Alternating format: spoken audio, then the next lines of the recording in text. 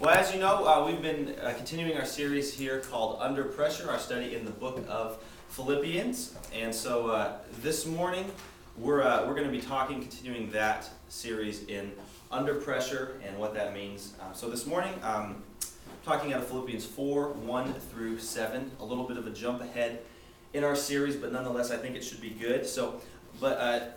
And this passage really focuses on two things, joy and anxiety. And so that's what we'll be discussing this morning, is joy and anxiety. And so personally right now, I'm probably experiencing more pressure at this point in my life than I've probably ever experienced before. And if you're like me and you're graduating from college, your college experience is nearing a close, you might be experiencing similar pressure. You might be coming under pressure and anxiety. And it's just, it's honestly not just the pressure of school and all that, although that's normal, right? I'm behind on all my classes, trying to catch up. I had this internship class with these reports, and it's just getting crazy.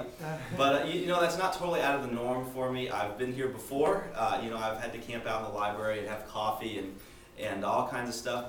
But it's not just that that's causing me pressure. It's honestly, at this point in life, and graduating from college and finishing up this college career where I've been the last 4 years,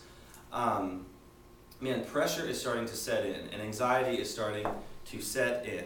Things like, will I get a job? For some of us, for others, will I keep a job? Will I get fired? Where will I live? Am I gonna have somewhere to live? What will happen to my relationships with my friends? These relationships I built over the past 4 years.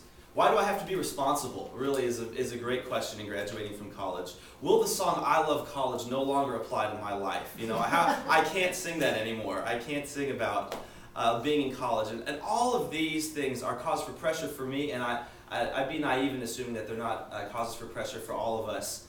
And so all of these pressures and all of these these stresses are expressed in the form of anxiety. I think that anxiety is something that we've all experienced, and as we all face pressure, and as we all face challenges like growing up, graduating from college, maybe finding a place to live for the summer, finding a summer job, we all experience pressure expressed through anxiety. Well, the Apostle Paul is no stranger to anxiety. He's no stranger to pressure and trials and temptations, and neither is the Philippian church to whom he pens this letter of Philippians. So this morning, we'll be discussing the challenges of anxiety and pressure, and on the convex side of that, the joy that's available to each of us, and specifically two ways that joy is going to be expressed, and specifically in this passage from Paul to the Philippians. And so with that said, let's move into the beginning of the passage, starting off with Paul's affectionate term for the Philippians. And when Paul addresses the Philippians, he addresses them in this way, starting in 4, 1 and 7. It says, "Therefore, my brothers, you whom I love and long for, my joy and my crown." And I'd like to pause and kind of camp out there on the way that Paul addresses this Philippian church, the way that he says, "You are my joy and my crown." So let's camp out there. Joy, first of all, the main idea behind this passage, as we'll find out later, and a major theme of the letter, is choosing joy in spite of difficult opposition, hence the title of our series, Under Pressure. The ability to choose joy and the conscious decision to say, I'm going to decide upon joy rather than choose anxiety when pressures come, is the main thread not only of this passage, but really of the book of Philippians. Is one of the major themes and major threads there. And so the idea of choosing joy in spite of difficult opposition is here expressed through Paul in saying, "You, my brothers, my joy and my crown." And what does that mean? As we've already discussed, the Philippian church, they're facing persecution, they're facing dissension, they're facing trials within and trials without. And although we may not face these things today, like we may not face the same trials that the Philippian church faced, we all experience trials and anxiety. We all experience dissension within one another, dissension within our churches, anxiety in the form of graduation, summer job, place to live. Who should I marry? Should I get married? How can I stop that person from asking me to marry them? Grades, jobs, chapel credit, intramural sports, all of these are causes for us to experience anxiety. So therefore, when Paul speaks of joy, it's not something to be treated lightly, but it's something that demands special attention. Joy is a big deal to Paul. Joy is a very, very big deal, and this decision to choose joy is something that Paul takes very seriously. So how is this joy expressed? How do the Philippians and Paul experience this joy? Well, here's how Paul addresses them. My brothers, you whom I love, as we've already discussed, Paul has a unique relationship with the Philippian church because they've been kind to him when no one else was. They've sent him support when no one else has. And so the Philippian church has a special place in Paul's heart, and they are close and they're friends, and he refers to them as his joy and his crown. And it's significant that this joy for Paul comes from relationship. It's possible, maybe even intentioned by Paul, that relationship comes from joy, and this is of God. For joy in difficult times or when under pressure is possible for what God does, not only on an individual level, but also in the context of relationships through community. Paul says that he has joy in community and friendship with the Philippians. You know, a good illustration of that, of this joy through community, this joy through relationships, I'm sure we can all think of, we've all had a good friend in the past, or somebody that you just really know and love that has brought you a great source of joy. I'm sure if we all pause for a sec, we all think about that, a friend. So, you know, when I was thinking about this and what is joy to me personified, I was thinking about it, and, you know, honestly, over the past 4 years, Brent Foster and I have become about as close of friends as you can become through the past 4 years here at Northwest. We've been through a lot of stuff. We've been through colon cleansing choir concertos, summer adventures, scoping all different shapes and sizes of girls, all kinds of friends, all kinds of fun, good roommates, other roommates, quick bowel movements, other kinds of bowel movements, nicknames, everything. Brent and I have, we've been through a lot of stuff together. We've become really, really close friends here over the past 4 years at Northwest.